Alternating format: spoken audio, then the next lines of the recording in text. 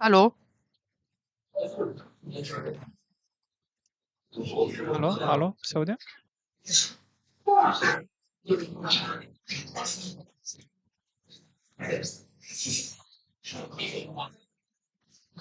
Mama oye.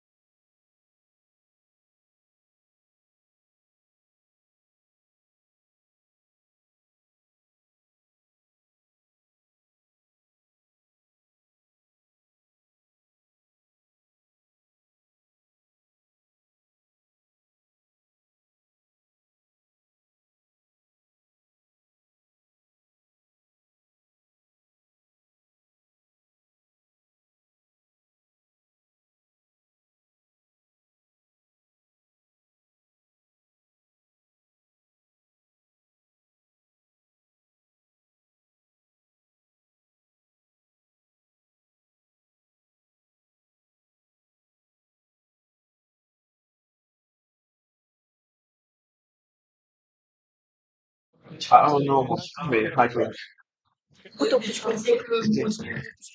Mira, molto più questo ma se con te.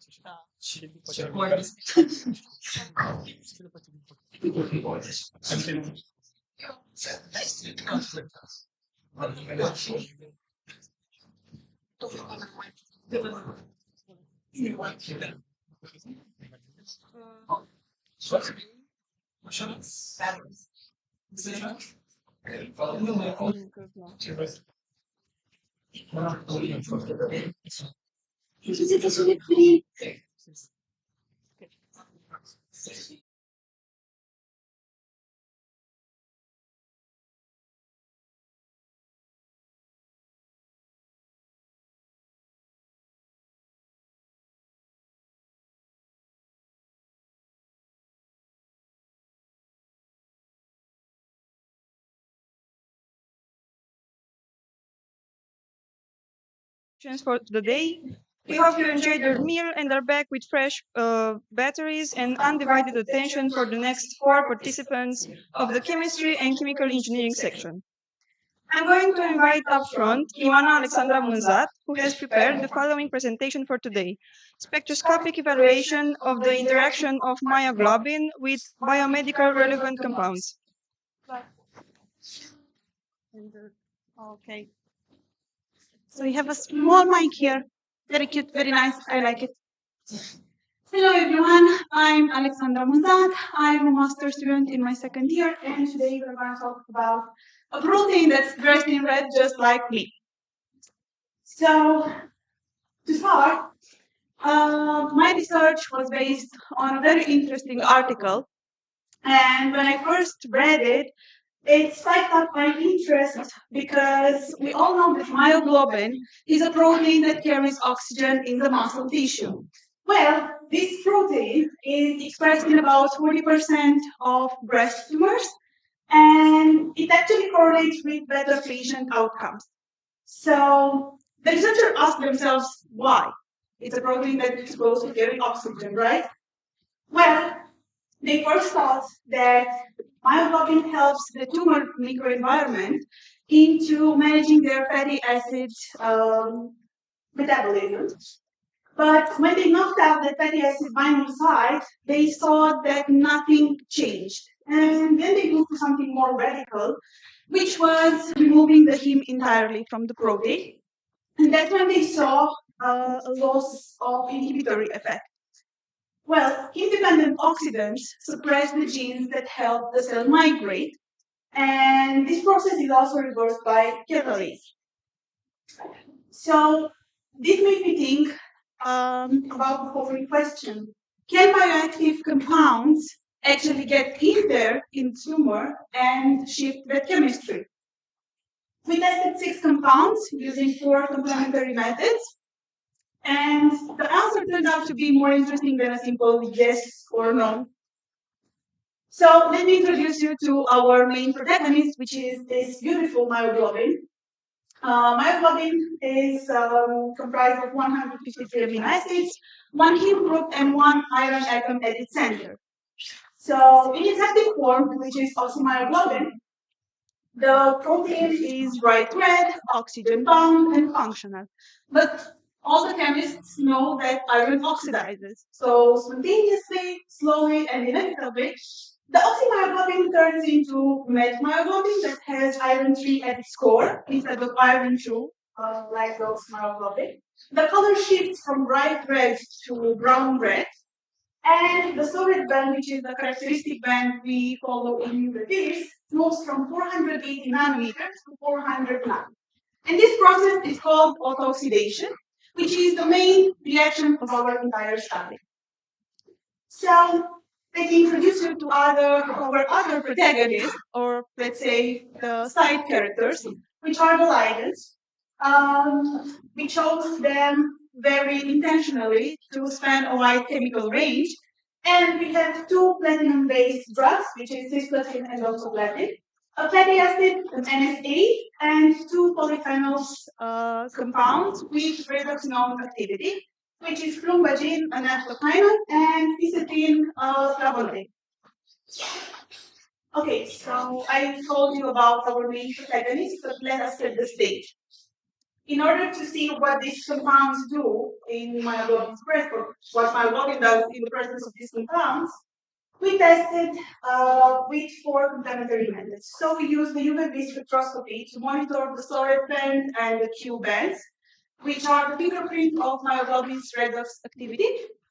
Then we used the nitrite-induced autooxidation, which was a controlled oxidative stress model. Further, we used fluorescence spectroscopy for binding affinity, proton NMR to actually see a little bit more in the deep of the heme pocket, and molecular docking to map where our compounds actually land on the protein surface. Also, to better understand in what manner the compounds interact with our protein, Cesara, Zagrantuzat et al. Developed a framework for hemoglobin, and this framework is transposable to myoglobin owing to its structural homology. So the framework defines 5 types of interactions, but only 3 matter today for us, which is yes. So it's 4 egg surface binding sites that are placed near redox active residues such as tyrosine and tryptophan, which are capable of electron transfer to the heme. Type 4b, which are binding sites that lack these redox active residues. And type 5 with indirect effects, meaning that our compounds enter the system, but they don't necessarily bind to the protein. It's more what they do alone around the protein. Okay, so let's watch together the iron shift. In the UV-vis autooxidation assay, we probed the first 4 ligands, which is cisplatin, caprylic acid, phenolphthalein, and oxaliplatin, and we saw that they did nothing. And we're like, okay, why do we do that? So they did nothing in the sense that the conversion rate was unchanged. We didn't see a conversion from oxymyoglobin to methmyoglobin, but we see that there is an acceleration of the autooxidation process. But when we moved to fisetin pushed it a little bit, and it gave us a moderate rate of autooxidation.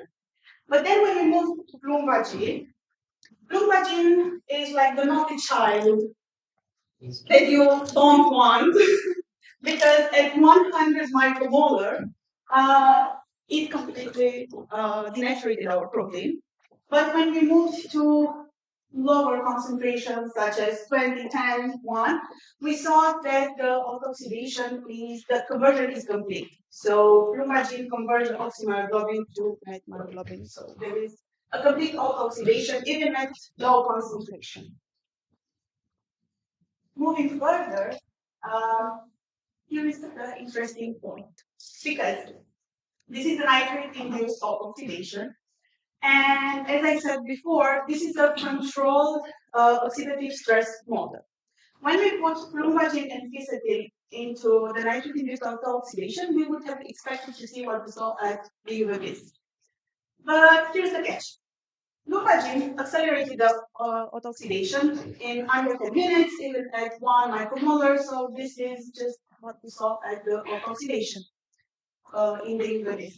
But when we move to fisetin actually went the complete opposite direction, because at 10 micromolar, fisetin inhibited the process. And I want to remind you that we use the same protein, the same model, the same assay, and we have completely opposite information. This made us think that fisetin is operating through a different mechanism, not necessarily direct binding, but a type 5 interaction and quenching of the reactive nitrogen species in solution. Okay, and now you might ask me, okay, but do they bind to your protein? Why do you test them? And fluorescence gives us an answer, not a very certain one, but something that made us content with. As you can see, for cisplatin, oxaliplatin, capric acid, and henbufen, the 4 silent compounds that do nothing, they had a negligible quenching. Then when we moved to plumbagen gave a moderate quenching, so a moderate binding. But when we move to fisetin, we see a near complete quenching. And when we calculated the dissociation constants between plumbagen and fisetin, they both came in the same affinity range, between 30 and 550 micromolar. So the key is not in how tightly do they bind, it's in what they do once they're there in the protein. And to interpret this better, we also went and performed proton NMR with these compounds. As you can see, cisplatin and capric acid and oxaliplatin had minor perturbations of the electronic environment. Fisetin and henbufen showed a closer approach, and plumbagen had the strongest interaction, showing a line broadening shift alongside. So we are not talking about localized heme modulation, but we're not talking about large-scale rearrangements, but local modulation. So this being said, it gets me to where they went. Where do they do? So we have the 4 compounds that were silent, cisplatin, oxaliplatin, and capric acid. I'm not including 30% because I will talk about it a bit later. They dock at peripheral sites, type 4B interactions. Their affinity range is between 3 and 11 millimolar. They have no heme contact. So basically, it's giving us the hint why they do nothing spectroscopically. Moving further to fisetin and plumbagen, these 2 compounds that gave us different mechanisms. They dock near heme adjacent sites, which are type 4A.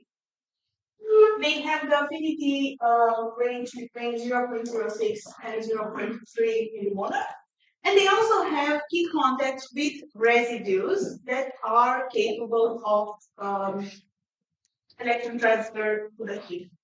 And plumbagen docked right here near the tyrosine 146, while fisetin docked near tryptophan 7, which also can explain why fisetin has nearly complete quenching in the fluorescence assay.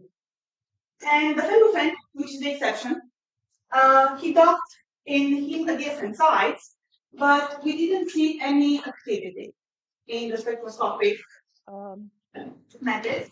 So this reminds us that proximity is necessary, but you also have to have the proper redox chemistry in order to do something. And to put it all together, because I think I got more than 4.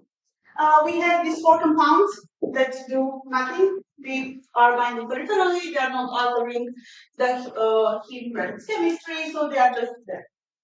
Then we have lumpagene that accelerates the conversion from oxymyoglobin to methmyoglobin, which is completing like 1 micromolar.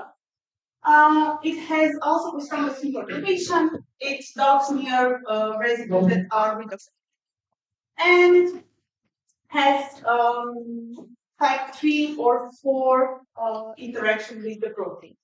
And then quercetin, who is like, again, the naughty child that does a little bit of that, a little bit of this, which accelerates in the liver's oxidation but inhibits in the nitric induce.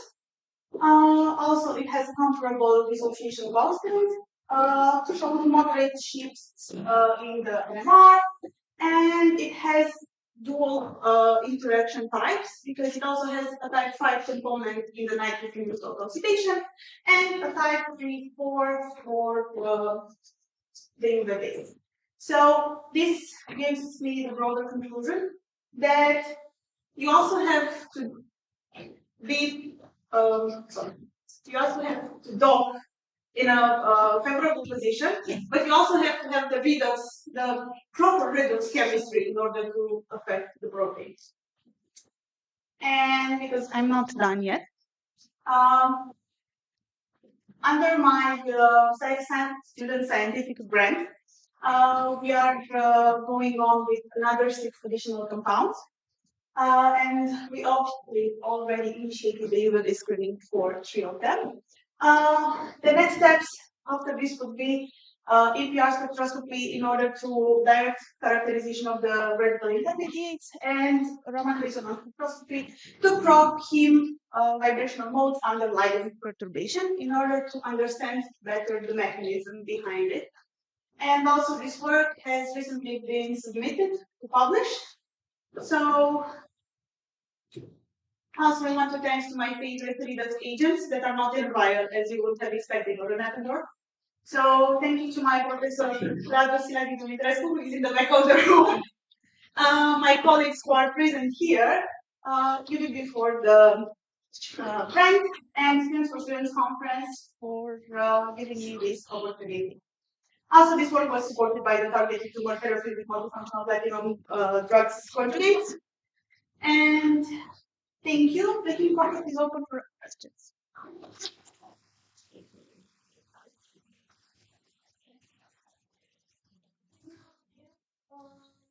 Any questions? Oh, as long thing I forgot to mention, we now have a microphone because we are also streaming online on YouTube and they want to change. So we can receive questions from you and from online also. Are there any questions? Please. Lumpagene and quercetin are synthesized. No, I'm not synthesizing them myself. They are coming from us from our synthesis department colleagues. So I'm just visiting them and I'm testing. I'm happy doing my lab work.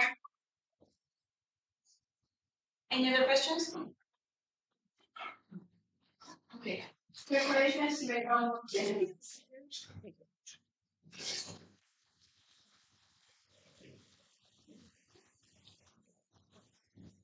Up next, we're going to welcome to the stage Adrian Crisa, along with his insightful research about the mono and decoordination ability of PCPX systems towards transition methods, TFT perspectives.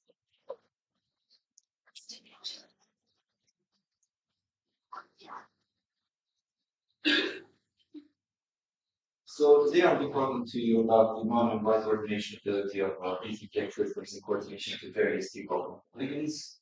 These are components. So phosphorylated lots of dioxins and lots of phospholipids belong to a part of the phosphate and point leaks, particularly been shown to exhibit interesting catalytic properties in organic chemistry and beyond. Now, these are components called non-PCPX systems. So these systems in particular are defined by their triggering phosphorus and calcium coordination sites, both Wisconsin donations which stabilize multiple complexes. Now the triggering phosphorus is prone to oxidation, so the supermassive ligand is always started off intermediate at all times. But we gain more flexibility at the pentavalent phosphorus sites where all of these pairs of moieties at that site for synthetic in practice. For this theoretical study, we choose to go on events of very due to previous experience. Literature reports various mode of coordination of the complexes related metals, as well as some bidentate coordinations of different metals. But when it comes to bimetallic complexes, there are only few reports thereof. In fact, our group was the first one to synthesize a heterobimetallic PCPX complex, which contains a copper and a gold center. And the same study uncovered some potential biological activity of these complex right here. So this spurred some new interest towards a streamlined protocol. In this study, we chose to characterize all possible non-bimetallic monodentate coordination modes of group 6, 8, and 11 metals across the relevant compounds. So as I said, so as I've said, this study tries to do in silico rational design in order to facilitate targeted synthetic efforts.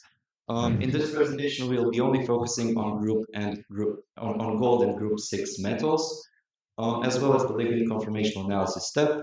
We chose to start from this X-ray diffraction structure, which of a compound made within our group in order to ensure a strong base for our theoretical model. The main structural characterizations were done at the DFT level of theory using the PB0 hybrid functional and the DEF2 basis set in the Gaussian 16 software package. For the conformer ensemble generation, we used the CREST program to generate a preliminary ensemble, which we then passed on to the CHENSO program for further refinement, which decreases the user-defined threshold, as well as increasing the level of theory in order to afford us with thermochemically accurate conformer ensembles. Additionally, we use the natural bond orbital analysis and the relaxed bond association energy techniques to gain further insight into the PCPX skeleton and the metal to ligand bonds. This is the conformational analysis step. As we can see here, the CHENSO results are in dark orange and the CREST results are in blue. The top one is for PCP sulfur and the bottom one for PCP selenium. Sadly, we couldn't get enough sampling. We couldn't get enough conformer sampling for the PCPO ligand, so we'll have to do with these. So what did we see? The most stable structure is indeed in accordance with the X-ray diffraction structure, noticing forgot to mention, the most relevant structural parameter of these ligands is the PCPX dihedral angle itself. And these are graphs of the relative energy to the most stable conformer as a function of dihedral angle. So these are mostly in accordance with the X-ray diffraction structure because the most stable structure has an angle of about 20 degrees, which is about the same. We notice a big sampling gap from 40 to 80 degrees, indicating a region of high instability. CREST presents us with a pool of stability at around 100 degrees that gets pushed all the way up in CHENSO. And we trust CHENSO more because it's more precise, it's our level of theory. And also CHENSO, we noticed something interesting here, a stability basin at around 140 degrees, which will from now on be called the trans ligand, and the 20-degree structures will be called the cis ligands, respectively. The gap between these two is about 2.9 and 2.7 kilocalories per molar, respectively, in delta G. And in delta E, there are about 1.5 kilocalories per molar difference. These were optimized in Gaussian just to make sure that the theoretical part is very sound. And of course, at being the same level of theory, the results are very similar. We also notice a slight cis angle increase with larger chalcogens for the most stable structures of the cis isomer, and a slight trans angle decrease with larger chalcogens. But this part of our study tells us next to nothing about the rotational barrier that is needed to pass between the cis and trans. So therefore, we made a so-called relaxed scan calculation which fixes the dihedral angle at a given value whilst optimizing the rest of the structure as usual. The increment here is 2 degrees, going from 0 to 180. And the y-axis is the same. What did we see? Again, we're in accordance with the X-ray diffraction structure. The part from 60 to 80 degrees is very steep, so therefore all the structures in optimizations went all the way back here, which explains the lack of sampling in the previous method. And the region from 60 to 80 degrees is super high in energy, so it makes sense. There is a plateau at about 4.7 kilocalories per molar here, which goes down in order to form the trans-stability basin. The PCPO ligand has this interesting shoulder right here that makes everything be a bit more stable, as well as pushing the trans angles slightly towards larger values. PCP sulfur and PCP selenium being very similar to each other. Now this graph is in delta E, not in delta G. So the previous method told us it has about 1.6, 1.5 kilograms per mole. This has 3.2, 3.5. So the rest of the difference is probably due to terts-butyl isopropyl partial overlap within the ligand structure. And as we increase the angle further, the stability decreases again. In order to comment really quick on the NBO data, the trans ligand is less polar and has lower conjugation compared to the cis ligand in all cases. Now let's move on to some goal complexes. So as we see here for this graph, which shows relative stabilities of Kx versus Kp coordination, PCPO ligands will always have Kp coordination, but the gaps between phosphorus and sulfur and phosphorus and selenium becomes much more subtle for the other ones. Now for PCPO, the matter is quite simple. Most of this comes down to a weaker bond to oxygen. However, in PCP sulfur and PCP selenium, the Kp bond is actually stronger than the Kx bond. So what happens there? Well, it turns out that the ligand itself becomes destabilized when in Kp coordination, especially for the trans conformer.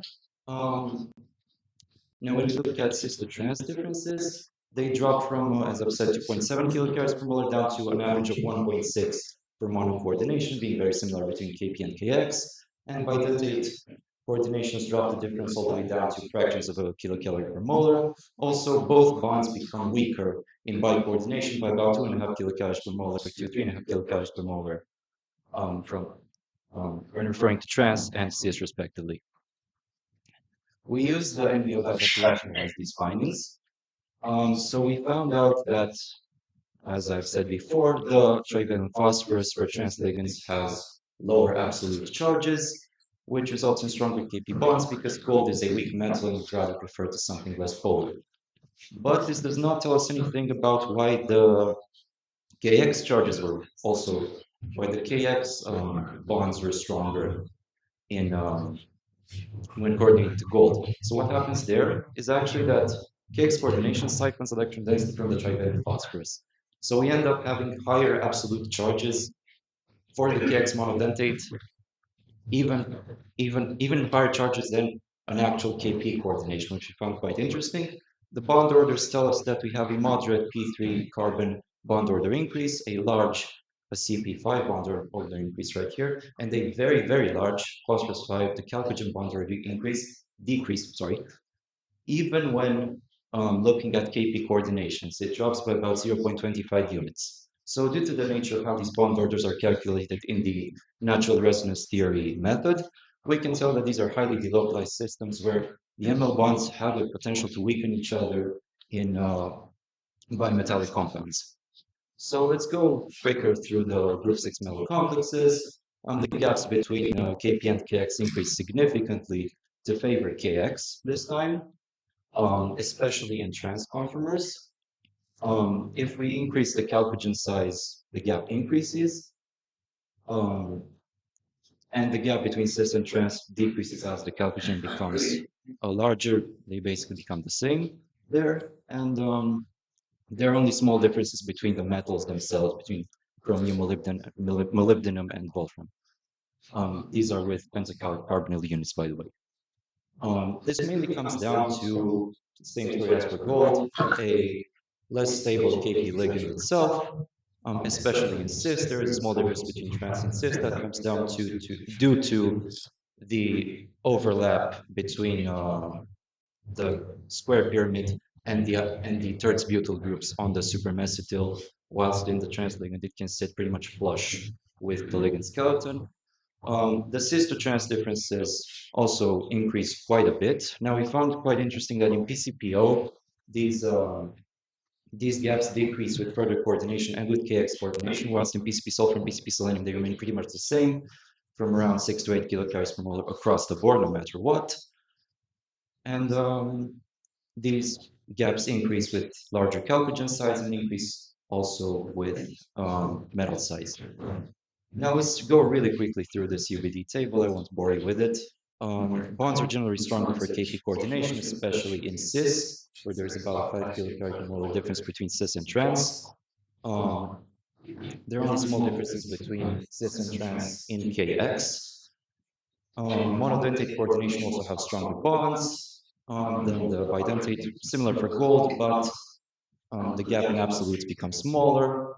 Heavier metals also exhibit larger bond energies, being more stable, and the chalcogen effect is relatively small, with one exception, PCPO cis Kp, which has 3 kilocalories per molar, higher values than PCP sulfur or PCP selenium. So what this tells us is that Kp bond strength, as we found out in cis here, gets overridden by the ligand destabilization mentioned before, giving out a preference for Kx as well as an entropic factor, which I couldn't really discuss right now, but I will gladly discuss in questions. Harder metals also show a preference for cis ligands in any coordination site. To conclude, we modeled the synthetic availability of these compounds from the previously proven precursors, where the monodentate formation has one ligand substitution, the bidentate one has 2 ligand substitutions for these particular tables, so confirms us the experimental data, all values being in the negative except anything that involves KO coordination. Group 6 has good selectivity between the 2 coordination sites, always choosing Kx. And we also found out, judging by these values right here, that any PCPX with 2 Wolfram pentacarbonyl units is well within experimental means. We also modeled some heterobimetallic complexes with 1 gold and 1 group 6 metal. And here we were delighted to find out that we would have a great selectivity, gold going in Kp and the group 6 metal going in Kx. And the PCPO would be the most promising ligand for heterobimetallic compounds, but all would be very much feasible. Thank you for your attention.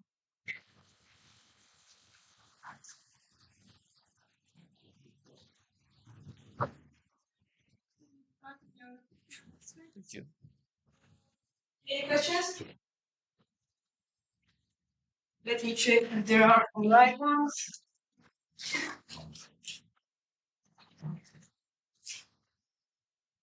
Then I have a question. Mention what are the future prospects? Yes, as I've said, these compounds have promising biological activity, especially the PCP selenium ligand, which is going to be the main focus of a future article.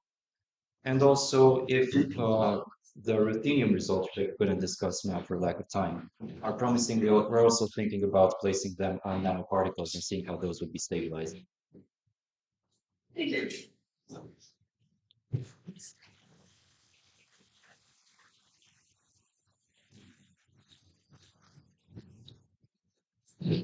Next, I invite upfront Ako Shandor Molnar with the following presentation: real-time conductometric monitoring of ibuprofen released from hydroxyapatite, finding an optimal detection medium.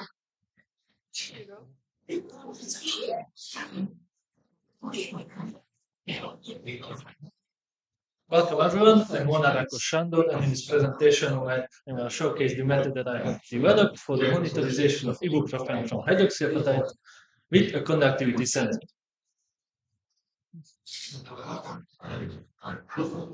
But first, why is it important to measure the dissorption rate why is it important to measure drug release? Because in the cases of implants, it is really important to determine how much drug gets dissolved from the implants into the body, because in some certain cases it is really important to get local, long-lasting effect of the therapeutic effect of a drug in case of implants. For example, if a damage is very high infection rate, then it is very important to create a long effect of the now, of course, it is very important to measure how long will that medicinal effect be and how strong will that medicinal effect be in certain time frames. For example, in the beginning, we want a really strong medicinal effect, but we also want a very long-lasting effect in certain cases. But for that, we of course need to measure the rates. So that's what my method measures how fast with how much strength does the medicine affect with certain medicinal categories. Now, of course, these can be measured with certain methods. For example, sample taking methods or with continuous methods. But sampling methods, of course, disturb the system most often, and that causes errors. Or continuous methods are very high investment required. But my method, which is only 400 euros to implement the device, is very much more economical, and it measures continuously the distortion rate, so it combines the two areas semi. So what does my method entail most precisely? My method utilizes a trace hydrochloride buffer solution in which the medicine, in my case ibuprofen, gets ionized by reacting with the non-protonated trish molecule. And because of that, from two non-ionic molecules, we create two ionic molecules. And because of that, this method can be detected very much so with conductivity only. So my method can be broken down into 5 steps currently. First, of course, acquiring the hydroxyapatite and then loading the medicine on the hydroxyapatite, which can be used for carriers in the case of implants. Then creating the system, the medium, and then setting up the sensors stuff. That's the second step. Then, of course, the third step, creating conducting the distortion experiments. But in that distortion experiments, currently there's kind of a problem, because I'm measuring the total conductivity change of a system, and of course, because of the distortion, there are conductivity change in the system, but in a very small quantity, the hydroxyapatite carrier is also getting dissolved, and because of that, the combined signal can be broken up into 2 parts in the distortion. So we need a blend subtraction measurement also, in which I measure the unloaded hydroxyapatite dissolution rate, and then I just subtract from the real distortion experiment how much does the hydroxyapatite dissolve. So I get the pure ibuprofen caused conductivity change. Then I, of course, need to verify the method, which I did by conducting a sample taking method and analyzing those samples with UV spectroscopy. Now I synthesize the hydroxyapatite with a wet precipitation reaction, and then adsorb the ibuprofen on the surface of that hydroxyapatite powder with a very concentrated ibuprofen solution. Now, in ethanol, adding the hydroxyapatite into it and stirring it for 24 hours, then centrifuging it and decanting up the ibuprofen solution, which resulted in a 9.62 milligrams absorption rate on 0.5 grams of hydroxyapatite. Now, taking that hydroxyapatite and creating the distortion medium, which I did by creating 100 milliliters of 7.4 pH buffer solution, in which I have 5.6 millimolar concentration tris. Then creating the 37 degrees water, reverse, and setting the release medium in that solution. That's yeah. Then, well, of course, the powder, which is visible, which can be visible right there. Then starting the measurements right there. Now, of course, there were very large setbacks because this TRIS solution it was not very easy to find. And I did a lot of experiments to find this optimal release medium. Then I'd have the blank subtraction method, where I utilize this kind of equation for that. And of course, this blank experiment was also needed to be optimized because the ibuprofen was needed to be added in the beginning of that release medium for the blank experiment to be successful and do not create a negative signal with that equation. Now, of course, we have the results where I have the desorption graph and then the blank subtraction methods results. Of course, the baseline of the the desorption experiment is 920, and it's visible that for the blank experiment is 975, which is also, of course, increased because of the initial ibuprofen addition. But if we set the baseline to the same level, the 920, and put them on one graph, it's visible that the ibuprofen caused signal is visible and it's possible to be measured.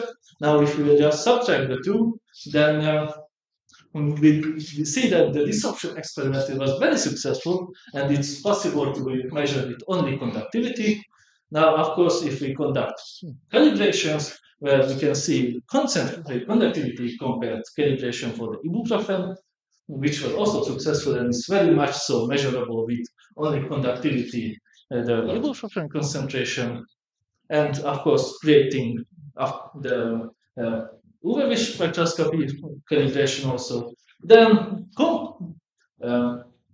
comparing the two together, we get that they are very much similar. My results compared to what results the only conductivity measurement resulted, which I was really happy about.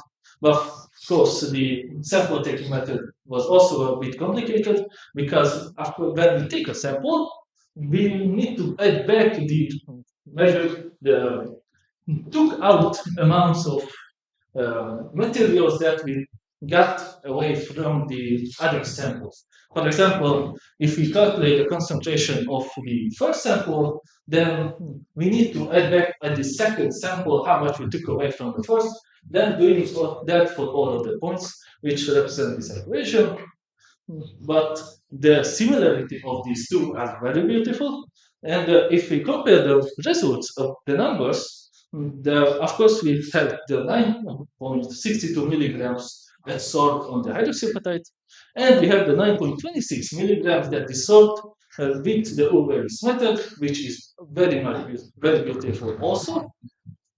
Now, of course, my method has advantages and disadvantages. My method can measure continuously the concentration change rate with very limited investments.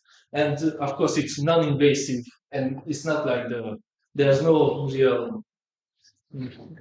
need to calculate back the concentration like the sample taking method, and it's non-invasive. It can be just set there, and it's very optimal. But of course, the disadvantages is that it's restricted only for ionizable drugs. It's requires a blank calibration, a calculate blank experiment, as I showcased, and it's non-selective, where the blank experiment also showcases the problem, but it was a success ultimately. Then we can try this method also for other ionizable drugs with other hydroxyapatite morphologies, because this was the powder and this was the fastest morphology that dissolves from. And with other carrier materials, maybe that does not get dissolved in the TRIS solution, and other advantages. And thank you for your attention.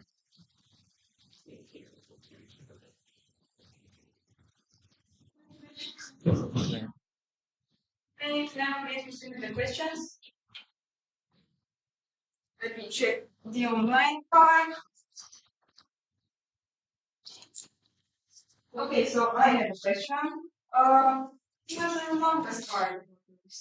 The finding of the optimal medium, because as I showcased here, I tried a lot of kind of mediums for this distortion experiment, and I was trying for like 11 months to try optimizing the concentration for all of these and trying to find something that works. But the truth ultimately was succeeding, so I was really happy about that. That's quite good. Fine. Yeah. Thank you again. Thank you.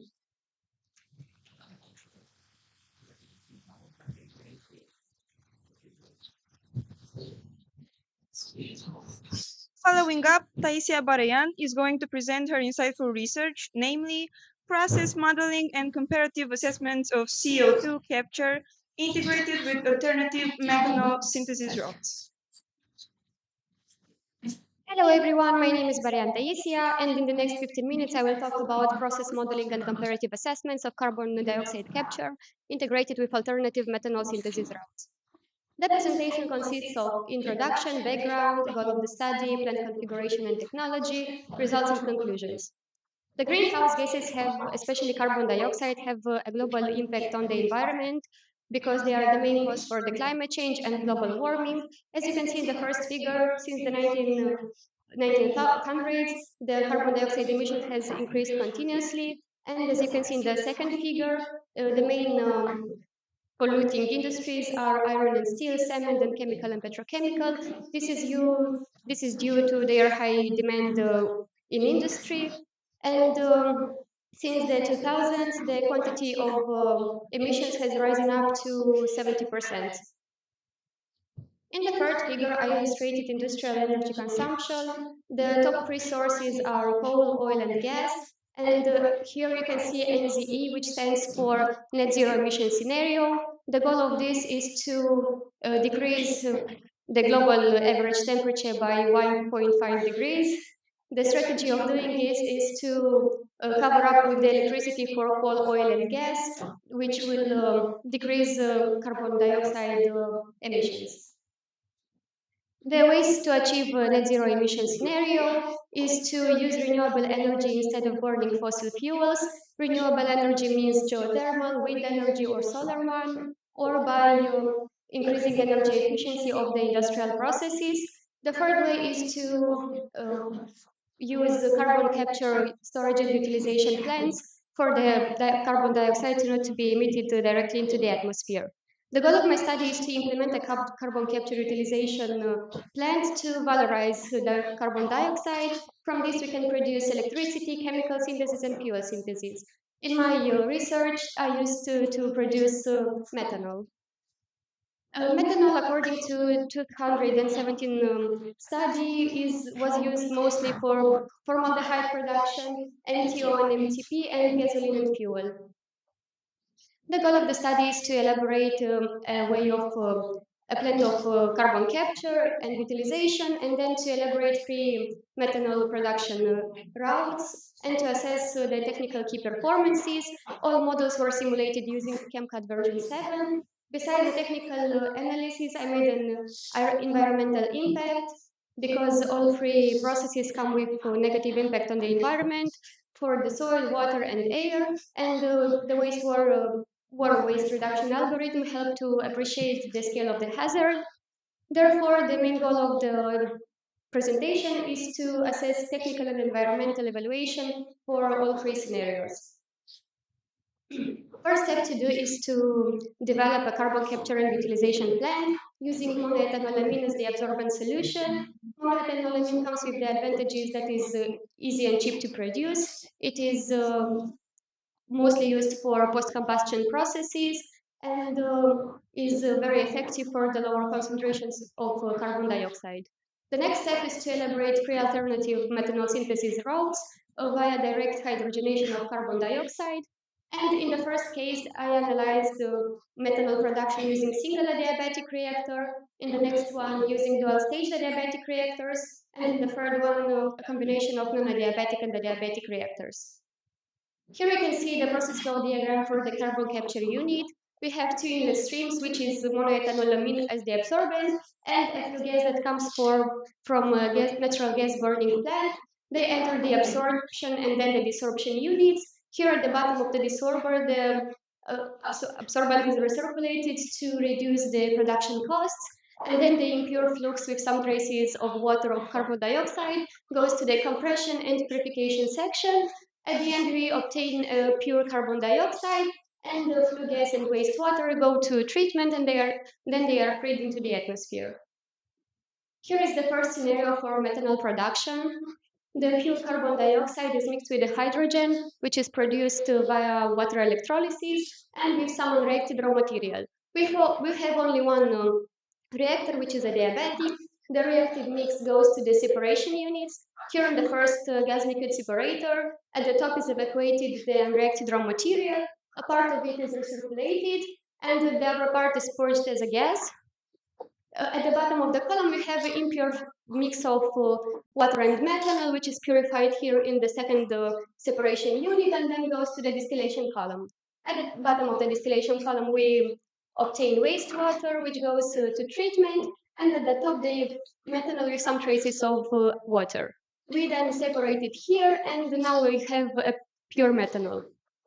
Here, the purge gases are mixed and sent to burn into the atmosphere to be removed safely. Second scenario, we have the same inlet streams, carbon dioxide and hydrogen raw material, but instead of one reaction unit, we have two adiabatic reactors. After the first reaction unit, the mix is sent to the first gas liquid separator. At the top, we have unreacted raw material, which goes to the second stage reaction for increasing the conversion of the process. At the top of the second separator, the unreacted material re-enters the cycle, and at the bottom we have the impure flux of methanol and water, which is purified here, and then goes to the distillation column. At the bottom we have wastewater, and at the top the pure methanol. The purge gases are mixed and sent to burn into a reactor to be removed safely. Third scenario operates under the same exactly conditions as the previous one. The difference is the first reactor type, which is a non-adiabatic reactor. We have a reaction jacket and boiling feed water as an inlet stream. By that, we obtain low pressure steam with the thermal energy liberated from the reaction. This low pressure steam powers the reboiler at the bottom of the distillation column to reduce energy consumption of the process. Here in the first table, we have main design assumptions, which possess technical information about each scenario depending on the parameter and the section. In the second table, we have technical key performance indicators. Most of them are reported per ton of methanol produced, and some of them are reported per kilogram of hydrogen. That's because we need to generate hydrogen via direct water electrolysis. We've already highlighted the worst results, while I left the green the best ones. As you can see, first scenario lacks performance compared to the second and the third one.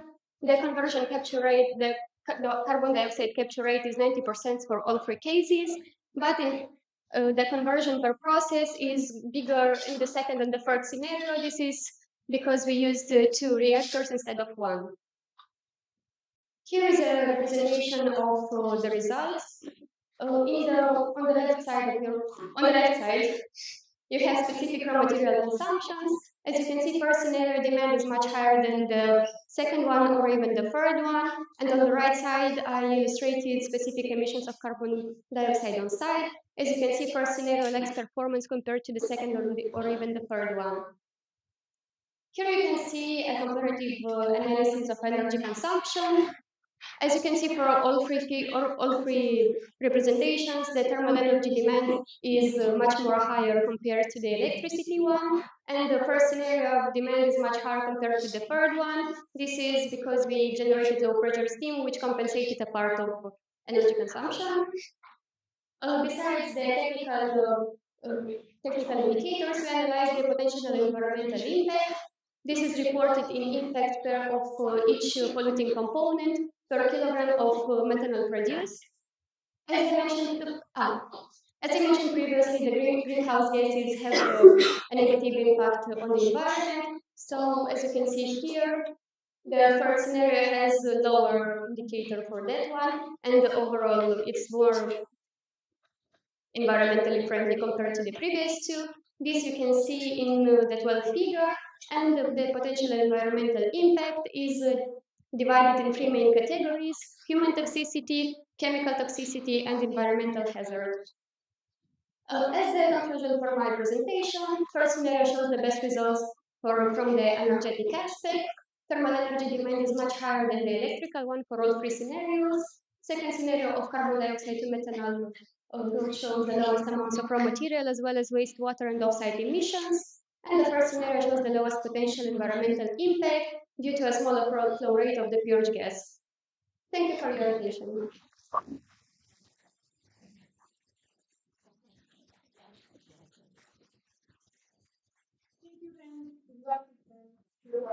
Thank you. Can we now proceed with the questions?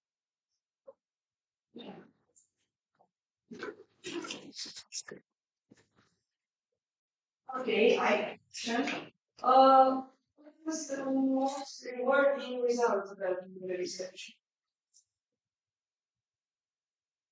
The whole simulations resulted in unexpected.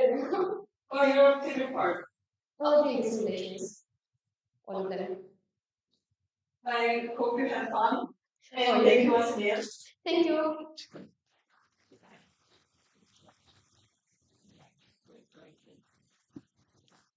We thank you all for the engaging research and the audience for your curiosity towards our participants. The next 15 minutes, we invite you to a cup of coffee and a sweet treat as a thank you for your patience. We'll continue with the chemical engineering section presentations after the coffee break at 15:10.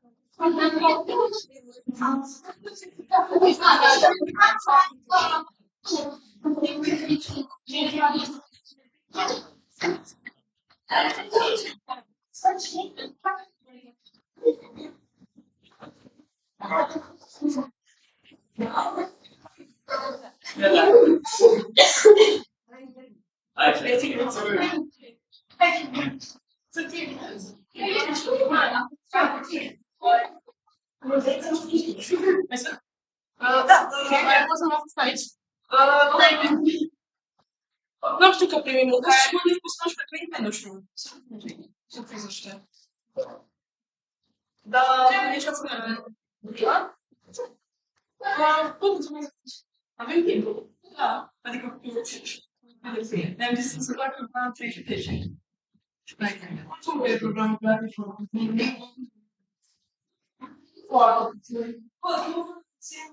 Personalmente organizado. Ah, não parece que isso vai ser só. Isso é algo que isso. Eu já chego assim.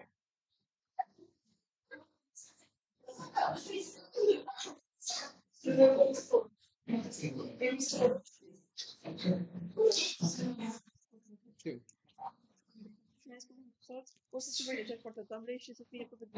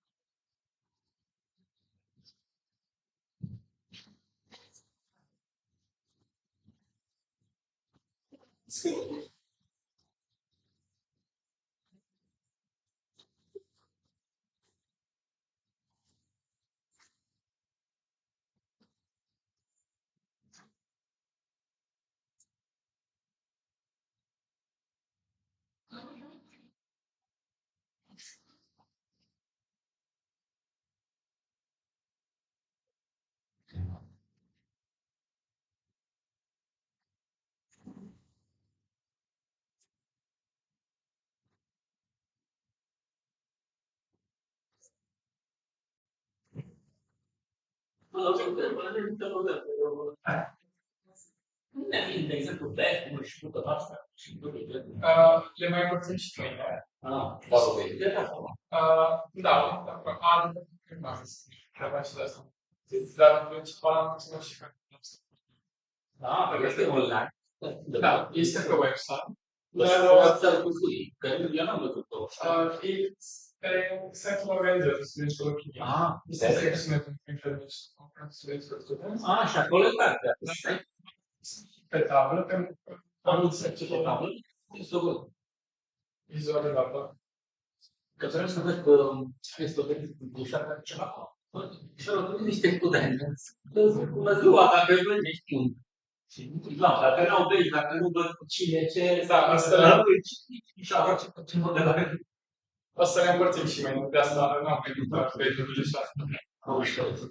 Da, uite, da. Dar da, e.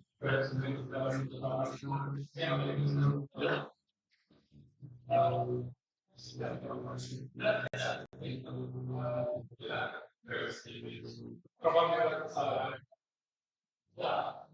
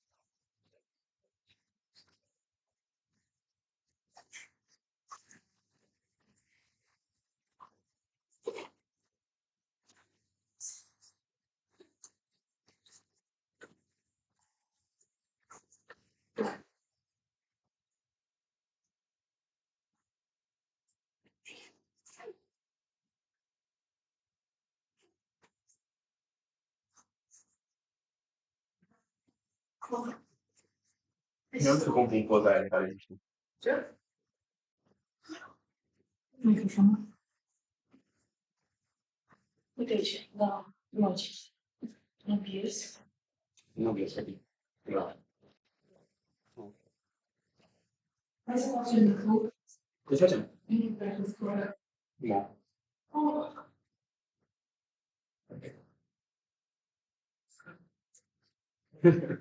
Você ainda com o delay. Deixa, mano, mai venit tot meio pusat direct. Să știi că pe live încă se vede. Nu se vede cum te-ai dus acum la catedru.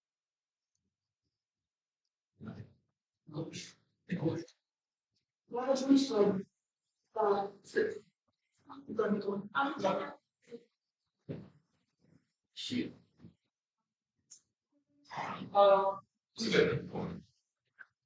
Ia.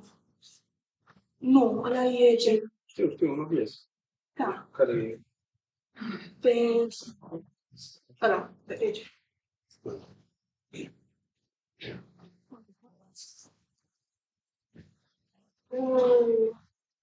Conform.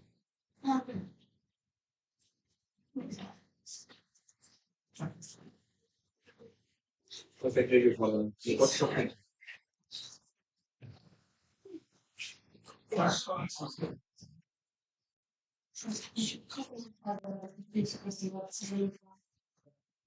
Hai că scris Da, să fie.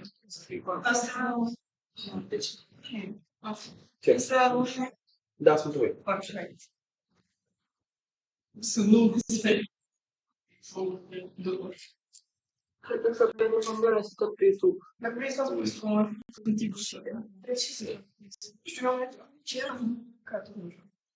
Lasă-mă că... Eu nu mai imagine this to buy him. Spun cum trebuie să faci și stau. Și de fapt condiția și ca mă spun. Microfonul. Să spun. Explică să Și asta. Hai să mă că mai și vezi că nu știu deci o să facem o minune și vezi că spune nu ca Facebook. Să terminat mai este două să și pe lucru și asta. Veni să experți în scris. Și ce exact?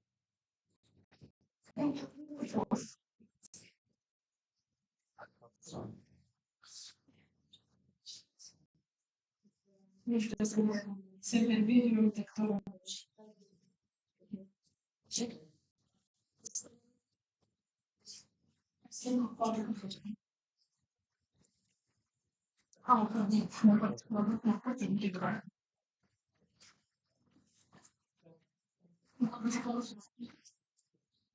Asta da. Cu sau de nu să vedem asta.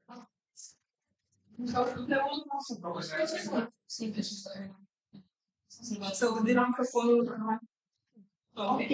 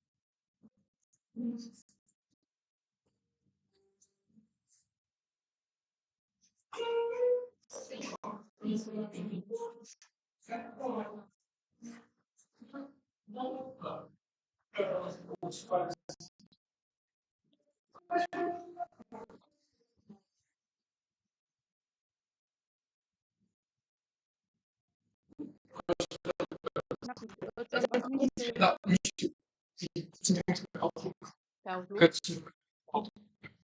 Da.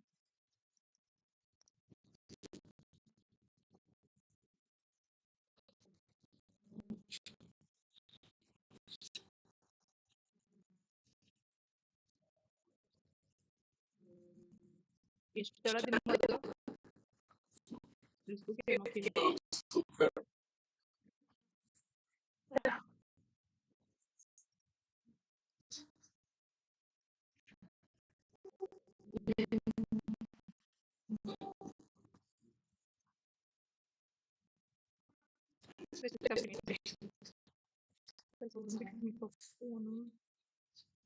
Microfon.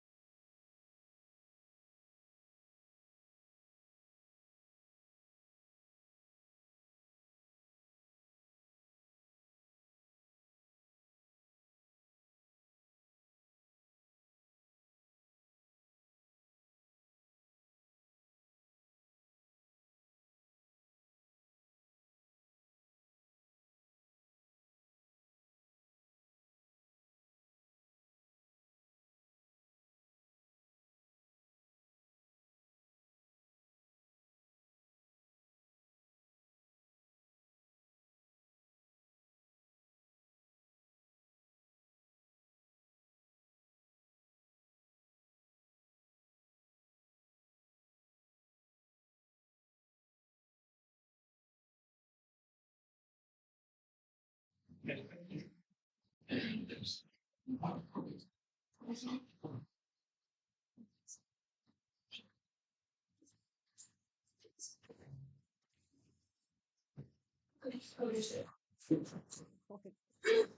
everyone, and thank you all for being here. My name is Anna Yanko, and I will be your moderator for this session. We are pleased to begin this session of presentations for the chemical engineering section, comprised of 4 oral presentations. Each presentation will last around 10 minutes, followed by a Q&A session. Please welcome our first participant, Victoria Kochevei, with the presentation, Comparative Evaluation of Antioxidant Activity of Grape and Berry Concentrates for Functional Food Application. Should I share my camera? Yeah, sure. Now we can see your. Okay, we can see you. Share your raw presentation and start. You want to share? You share presentation. Is that correct? Yes. Tell me if you can see my screen.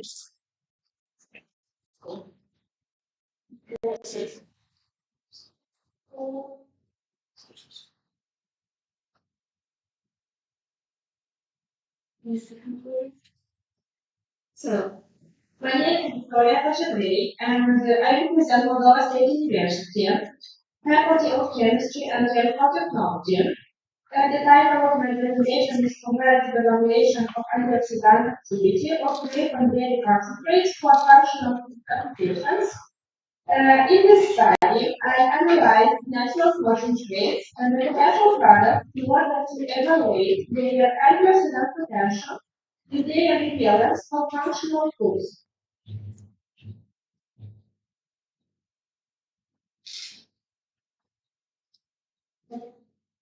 Nowadays, there is a growing interest in functional foods due to their role in reducing oxidative stress.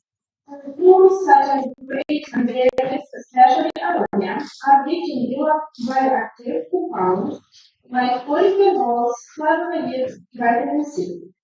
In addition, complex natural products such as nucleic acid combine multiple sources of bioactive compounds and may exhibit higher antioxidant activity. The main objectives of this study were to compare the antioxidant activity of natural samples or the commercial product, to evaluate the contribution of vitamin C, and to characterize the chemical composition using field spectroscopy, and also to assess their potential for functional application.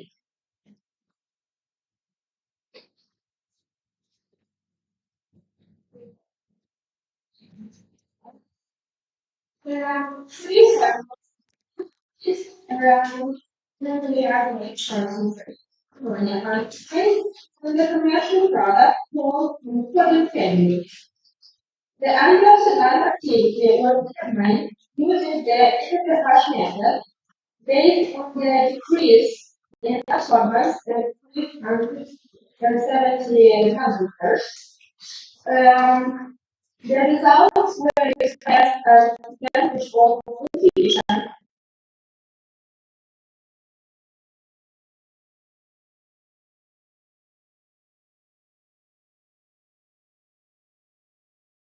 by 225 gram per liter. Vitamin C was determined using the DKH method, and here analysis was performed in the range of 4,000 to 650 centimeters to identify functional groups.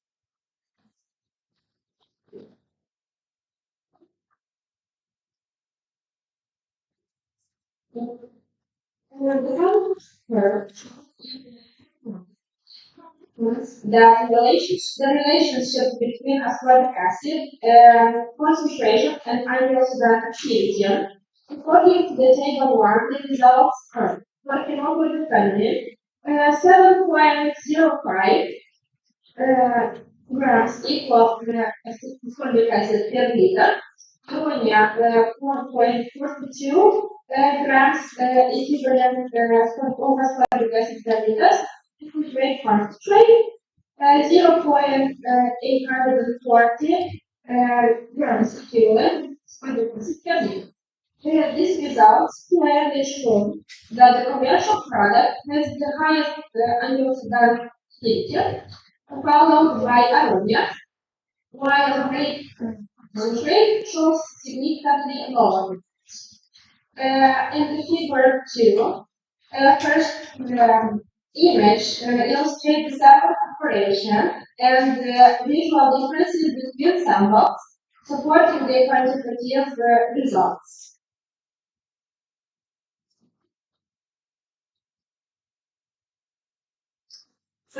These analyses revealed several calculated bands, around 3,240 centimeters for OH groups, around 1,638 to 640 centimeters for C and CC bonds, and 1,130 to 1,150 centimeters for carbohydrate and metal compounds. The high spectral similarity, greater than 0.99, indicates that all samples have similar basic composition. Therefore, the differences in antioxidant activity are mainly quantitative, meaning they depend on the concentration of bioactive compounds.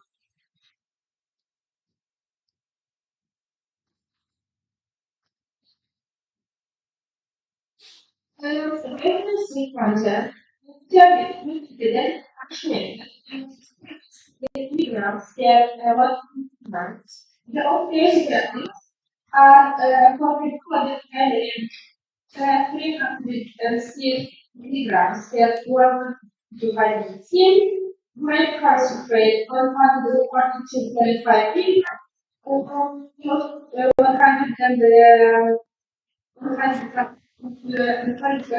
vitamin and ammonia 90 milligrams per 100 grams of vitamin C. Although vitamin C contributes to antioxidant activity, these results show that the highest antioxidant activity does not directly correspond to the highest vitamin C content. This indicates that polyphenols are the main contributors to the overall antioxidant activity.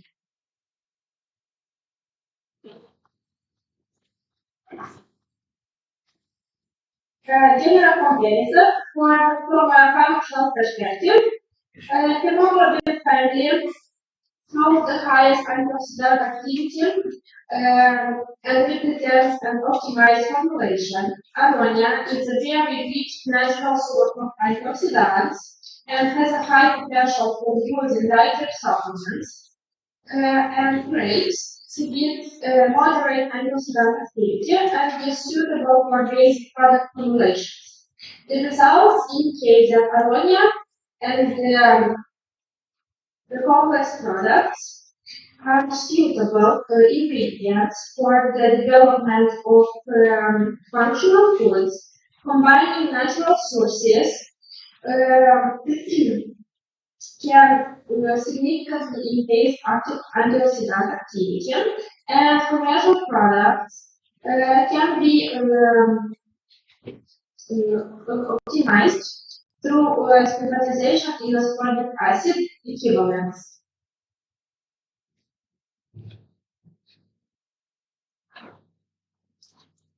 Conclusions.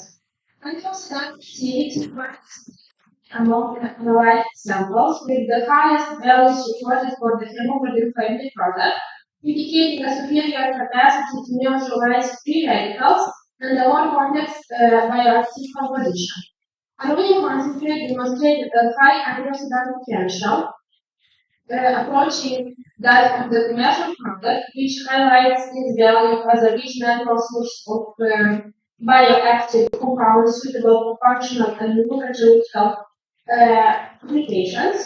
While vitamin C contributes to the antioxidant activity, The observed unobserved activity cannot be explained by relevancy alone, indicating that polyphenols are the primary contributions to the overall activity. Still, analysis confirmed the presence of various bioactive compounds.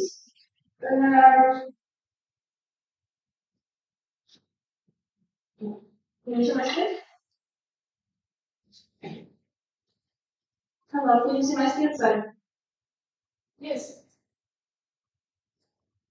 Yes, you can see. Okay. Compounds. Okay. Functional groups.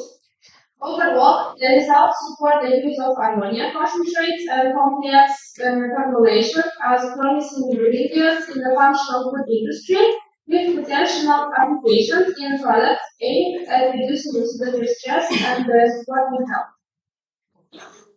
Thank you for your kind attention.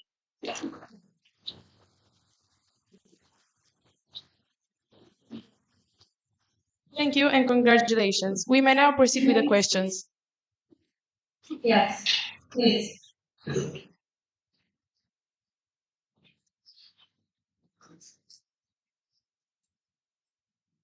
Okay, so I have a question for you. What was the most surprising result of your research? Most surprising. I can say all by myself was surprising. It's something very happy that I am making in this method. I mean, the antioxidant the determination of vitamin C is something new, but working with red concentrate is something new. So everything that I did do, I can say that all of my teachers are interested, and all the results we are discovering together. Thank you.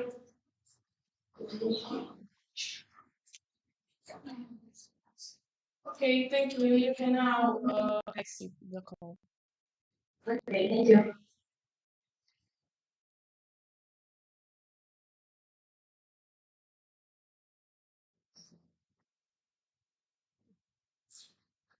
Next, we invite the following participants, Stefania Georgiana Sandu and Andrei Vlad Cristescu, with the presentation Permeable Pavement System Based on Natural Aggregates for Efficient Water Drainage.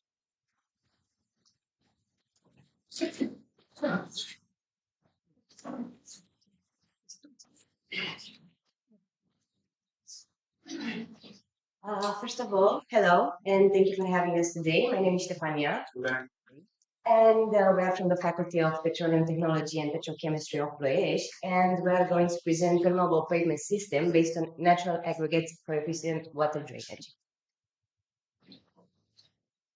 The reason why we came up with this idea because of the floods that occurred in Romania in the post-worldwide.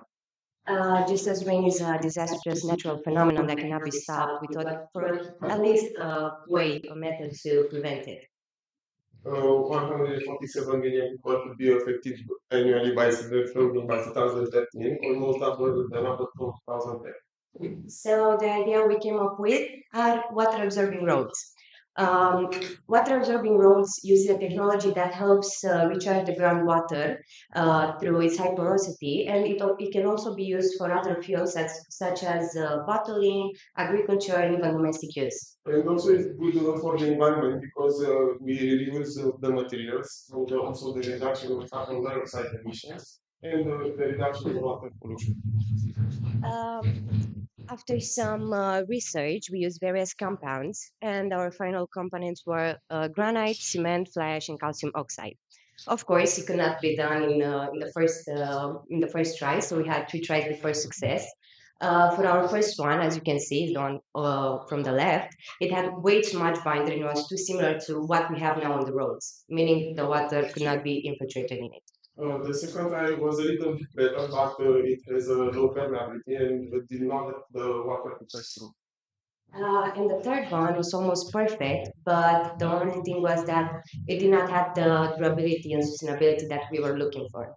So that's when we were able to come up with our final and best composition that had 80% granite, 30.5% Portland cement, 4.5% fly ash, 1% calcium oxide, and 1% water. We use granite because of its high hardness. It's 6.7 on Mohs scale, which is close to the hardest material diamond, which has 9.10 on Mohs scale.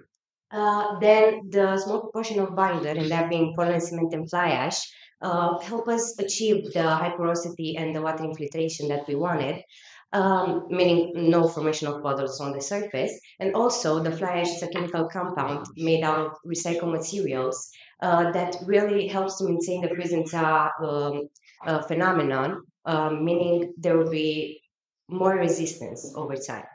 Calcium oxide has a good pH and it can contribute for structural strengthening, and water help bind all the materials together.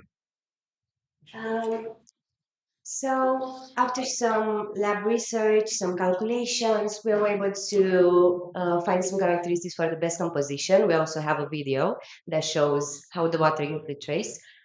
So we found out that the permeability will be of 100%, meaning no water will be left on the surface and everything will be seeped, through its surface.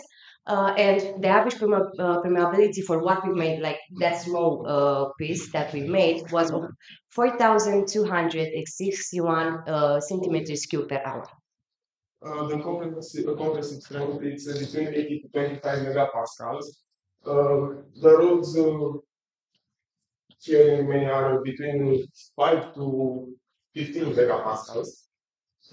For highways and high traffic roads, we need 20 to 25 megapascals, and for parking lots and sidewalks, we need like 18 to 20 megapascals. And the retention capacity is 151 kilograms per meter cube, which means it is sandy but also gloomy, and it means it has a high porosity.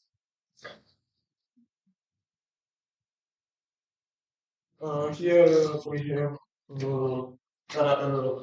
comparison between the classic road and the permanent road.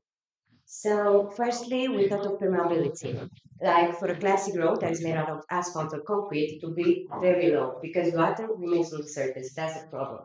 Now for our type of road, it will be really high because the water literally just seeps through its surface. No water will be left on the ground.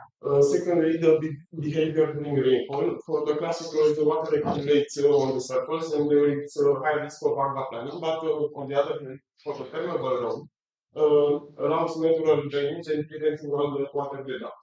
Then thirdly, it have to be the resistance to freezing the cycles. For a normal road, it's really affected by the various the variation of temperature over time. When for our type of road, it's really good. It dries quickly and is reducing of cracking. Fourthly, the materials used for the classic road, we use use bitumen and non-recyclable aggregates. But for permeable roads, I use natural granite, recycled fly ash, calcium oxide, and cement. Then for maintenance cost for a classic road, it will have to be really high because of the frequent cracking and repairs that has to be done. And for our type of road, it will be really low because of the fewer cracks and better drainage. Another characteristic is the environmental impact of the classic road design because of the significant carbon dioxide emissions during production. But for the permeable road is low because we use recyclable aggregates, recyclable materials promote water infiltration. And lastly, it will have to be aesthetics because for a classic road, the aesthetics are very limited. They are kind of ugly, if you ask me. When for our type of road, it has a natural appearance, which is more suitable for green and urban areas. In conclusion, we present you some advantages and disadvantages. Such as high permeability, which allows water to go through the composition. Secondly, the resistance to freeze and thaw phenomenon in the icing salt, preventing the holes and cracking of the surface. Another advantage is the increased mechanical resistance and extended lifespan, which can reach up to 100 years. And for the roads that are in Romania, it's 5 to 15 years. Now, for of course, disadvantage has to be the high cost of the building materials. It's 10% higher, but that pays off with time. As my colleague said, the lifespan for our type of road are of 100 years. Another disadvantage is it is casting depends on the climate. We need to be cloudy because if it's sunny, the water will evaporate. And lastly, we do have the high risk of clogging, meaning it has to be cleaned periodically with high pressure water or air. And the fun fact, we came up with this idea after we saw that granite is used for the sustainability of the train rails. And this is our That's how important material. that's how it came to life. Yeah. Thank you so much for your attention.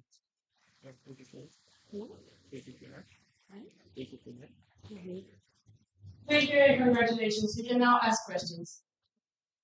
Yeah, sure. You had an image with a tube, connected tube with water. Yeah. Where does the water goes? In the soil and have to irrigate the soil. Like you collect it. Yeah, it can be collected. We even thought of an idea to use it as underground pipes, yeah, and collect it and deposit, and after that it can be as you can see, like it will have like a different shape on the size. The water can be collected and it can be used, as we said, for bottling, agriculture, etc. Yeah, really hard. We're now just at the beginning. We think big. Thank you. Yeah, I was curious if your material lets the water seep into the soil. Would the structural change of the soil influence the durability of the road surface? No, the surface will remain The same, yes. The thing is, underneath what we want to do, there will be rocks, huge rocks. Yes. So that it will really help to maintain the road. That's why it has that high capacity, because it will just, it will not move at all because of the high rocks that are underneath. Then it will be we want to use geotextiles, yeah, that really filtrates the water, and then it will be the soil. All right, thank you. Thank you. Yes. I also have one question about the integrity of the material. What if, let's say, you need to replace some pipes or something underneath the road? Like they have to dig through it and then replace it, right? Will it also last as long as you say it lasts in that case? Well, the thing is, we did not. Yeah, we are not that far yet. I mean, we have now just started this idea, and we want to improve the first idea, and then go beyond that. But that's a really good question we have to ask for ourselves in the future. Thank you so much. Thank you. Thank you.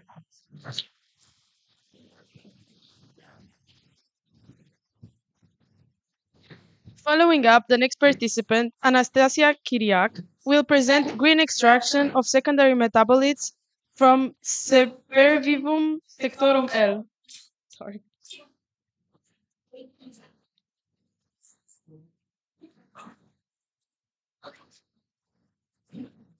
Good afternoon, everyone. My name is Anastasia Kiriak, and I will present my research that I'm working on in the University of Georgia Saki in Iași, under supervision of my professor, Alexandra Cristina Blaga.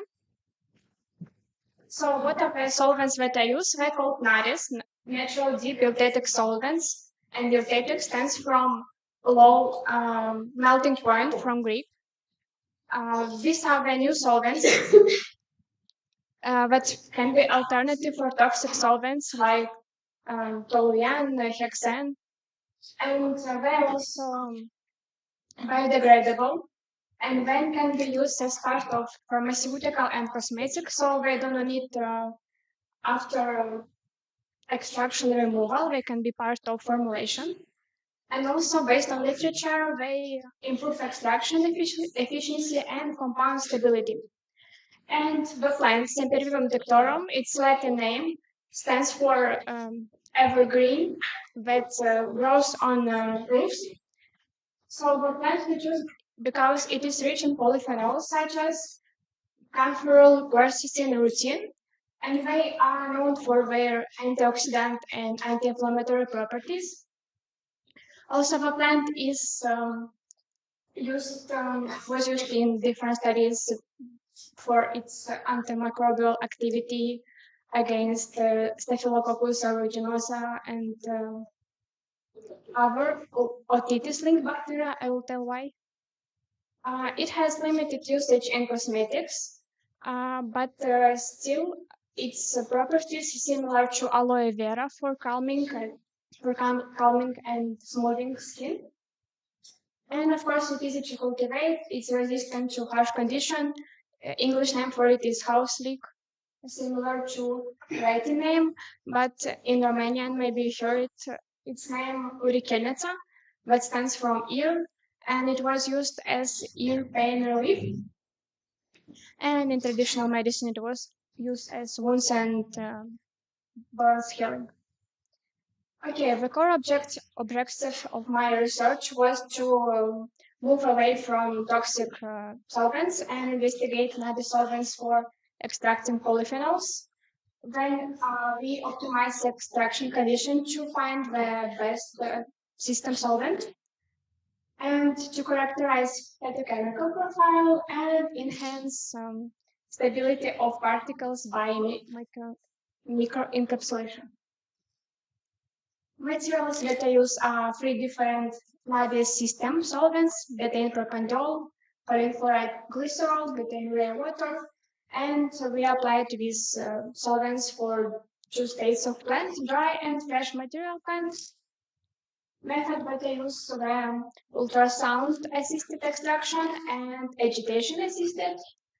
After extraction, we analyze it through UV spectrophotometry, applying photochemical for polyphenols and aluminum chloride for flavonols.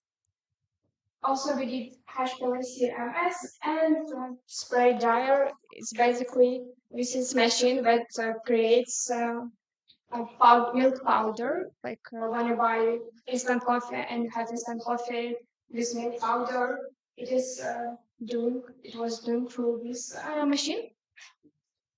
Okay, and the results. Here we have three different systems, and we see that there's a tendency that on the left it's under agitation, and the fresh plant was most suitable for agitation extraction, and dry plant was better for ultrasound extraction because it's aggressive way of extracted compounds. Here it's the same for flavonoids. The amount of flavonoids is, of course, lower in your plant because it's part of the polyphenols. And we moved to only this betaine propandol system to find the best parameters to extract plant. And we see that this liquid ratio 1 to 10, we obtain the better results because the amount of solvent is higher and it facilitates incorporation of solvent in the plant, in matrix. For the ultrasound, the results show us that the most higher yield is for this adding of water because the Nadius system usually are viscous solvents, so it is important to add water and dilute the viscosity. For flavonoid, it also was about 1 to 10 solid liquid ratio. Surprisingly, the same was for ultrasound extraction. We did HPLC chromatogram with for standards. And we found that the plant has gallic acid, 14 gram. Unfortunately, our extract didn't show quercetin. MS extracts based on MZ ratio, but on findings from the literature show us some compounds such as malic acid, caffeic acid, camphorol. And after that, as part of this work, we did macroencapsulation. So here we have images from STEM. And for example, second line is betaine propandiol system. And we see that the particles are smooth and individually separated. But betaine area water is more like jelly-like particles. And from 4 to 9 is alginate part. Sorry, I didn't tell about the matrix. It was sodium alginate. And from 4 to 9, there's particles with extract. And we see cavitation that says that extract is incorporated in particles. Also, to understand how was successful or not the incorporation, we did the phalangical tail method for total polyphenol content, and we see that for fresh material, alginate incorporation was higher than without alginate. For dry material, it was inverse. So the result of this work says that betaine propandiol system was successfully applied. Even the yield of extraction is lower than with conventional solvents, but still it's alternative progressive way to extract polyphenol content. Of course, the results need optimization, the parameters need optimization. Based on HPLC-MS analysis, camphor was the most abundant compound, and the incorporation of plant extract into alginate matrix was also performed successfully, and it can be used further in cosmetics or pharmaceutics. Thank you. I would like to thank my professor and my Erasmus supervisor, with whom I did the microencapsulation and SEM. And thank you, dear audience, for attention. Now the Q&A session is open. Okay, so if no one knows what to ask, I will ask you, what was the most difficult thing you had to encounter during your research? The most difficult was to adapt and find right parameters for extraction, because polyphenols are really light sensible, temperature sensible, and this research is first NADIS-based solvent on this plant, so it was kind of challenging to find the right way to extract. And also HPLC, but it's another story. We have an online question from Benedict Bald. It says, hello, thank you for your presentation. Could you please tell about future perspectives of this plant usage in medicine? Is there any modern researchers? For the moment, only one German company uses this plant extract in cosmetics. In my faculty, we plan to use these macroparticles in cream formulation, and yeah, we'll see what will be this cream. So stay tuned about our faculty. Maybe I will be next year with cream and with plant. Okay, thank you.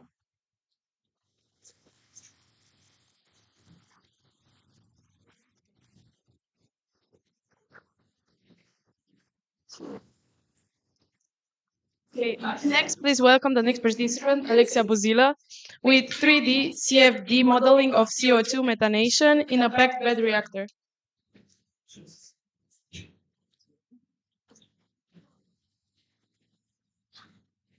Right. Hello, everyone. My name is Alexia Buzina, and I am a student here at the Faculty of Chemistry and Chemical Engineering. And today's presentation is on 3D CFD modeling of the carbon dioxide methanation process in a packed-bed reactor.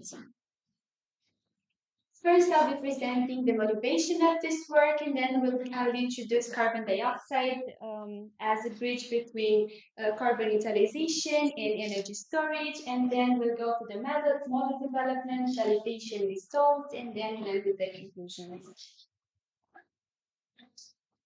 Climate change is an increasingly concerning issue, and that is because of the rise in carbon dioxide emissions into the atmosphere, and therefore we need to implement not only measures as to mitigate these emissions, but also to capture it and to utilize it. Renewables are essential for this technology because they offer electricity without use of fossil fuels and without emissions of carbon dioxide. But because of their intermittent output, we often have surplus of energy, and therefore we need storage. We could use this surplus of energy to create green hydrogen to water electrolysis, but because hydrogen is very difficult to store and to transport, we need a more reliable and practical energy carrier. And this is where carbon dioxide methanation comes into play by solving these two challenges once at the same time. We can use the surplus energy to create the green hydrogen to the electrolytes of water, and by using carbon dioxide that is captured from flue gas, by reacting these two together to the reaction of CO2 methanation, also known as the Sabatier process, we obtain methane, which has the advantage of already having a pre-existing gas infrastructure. For our model, we have created a laboratory-scale fixed-bed Sabatier reactor that uses the nickel-alumina catalyst that is represented in here. And we tackle the system's many challenges, which are coupled to flow, diffusion, and reaction, as well as the transport limitation within the bed. The exothermicity of the reaction is also an important factor, which we will account in future work.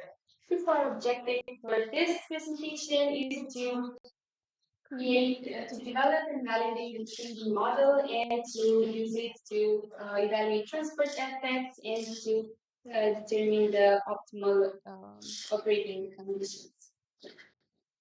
Model was implemented in console, and we have used a multi-state approach, meaning that we accounted for the convection and diffusion within the reactor domain as well as the diffusion and reaction within the particle domain. And we have assumed laminar flow for both the inlet and outlet of the reactor, and for the assembly flow for the packed bed reaction part of the reactor. We also consider steady state with the thermal conditions, and here on figure 4C I have illustrated the mesh for the inlet section of the reactor for the catalyst support plate, and it was defined more particularly the places where the gas enters the catalyst plate, because that's where we have this deepest velocity gradients. For the validation, we look at the pressure distribution along the reactor and along the catalyst bed. And we can see that estimated pressure drop was matching very closely the analytically determined pressure drop using the Erwin equation with a relative error of 0.004. We can also observe that more than half of the pressure loss was caused by the catalyst bed. We also tested the behavior of the kinetic behavior of the system by looking at the carbon dioxide conversion in low temperature using different main gas compositions. And we can see that in both cases we have a coefficient of determination greater than 0.99 and the mean square errors of 2.0 and 1.2 respectively, meaning that we have a good correlation between our simulated data and the experimental once.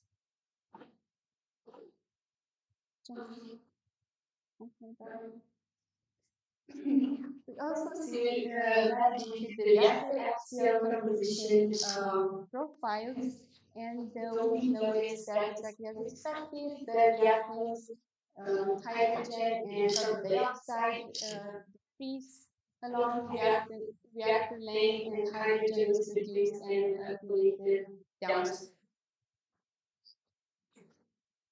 Now that we have found the JDL model, we look at we simulated the velocity profile, which show that the velocity peaks in the curve in the section of the reactor, and we have a circulation that appears in the band, respectively the support plate region. Moving along the reactor and the catalyst bed, the flow becomes more uniform. Now, looking at the bulk and neutron particle concentration profiles, we can see that we have a difference in the concentration curves for the same component for hydrogen leachate, and that is because of the diffusion rotations, meaning that the reaction takes place more rapidly than the diffusion through the particle. And we can see that the more we advance in the reactor, we have an overlap of the concentration curves, and we eventually reach equilibrium. We also performed sensitivity studies by varying the most important parameters, which were inflow gas temperature, operating pressure, hydrogen to carbon dioxide ratio, and flow rate. And by looking at the influence of temperature over conversion, we can see that lower temperatures limit the conversion kinetically, whereas when we go over a certain temperature, the conversion decreases as well because of the thermodynamical limitation, meaning that if we add heat to a certain system, the reverse reaction will be promoted according to the Chaffee's principle. By varying the pressure from 1 to 10 bar, we can see that higher pressures offered higher methane yield. And by varying the gas composition and flow rate variation, we have determined that lower flow rates offer a higher methane yield, and that is because we have a higher residence time in the reactor. And by varying the hydrogen to carbon dioxide ratio, we noticed that more hydrogen-rich feeds offer a higher methane yield. To conclude this presentation, the developed and validated model was used to determine that the strongest diffusion limitations appear near the inlet of the reactor, and we have determined the optimal operation conditions, being a window of 320 and 350 degrees Celsius for temperature, and up to 10 bar for pressure, and mildly hydrogen-rich feeds and lower flow rates improve the methane yield. And for future work, we're planning to look into non-isothermal operation, as well as studying the decomposition, kinetics behind the decomposition of the catalyst, as well as scaling up the reactor. Thank you so much. Thank you. You can now ask questions if you have.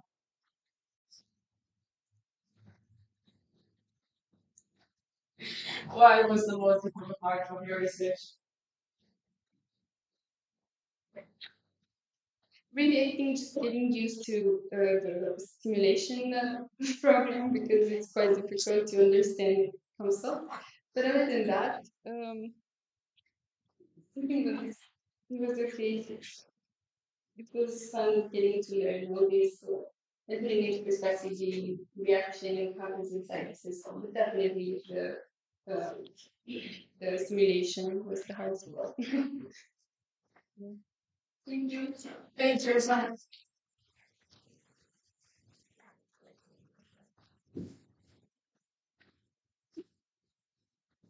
Many thanks to all the participants. Please join me in a round of applause for all of them. With that, the first day of the conference ended, but we welcome all the participants to take part in the first social activity starting at 8 p.m. tonight at Cleo Pub. Thank you all for being here, and we welcome you back tomorrow.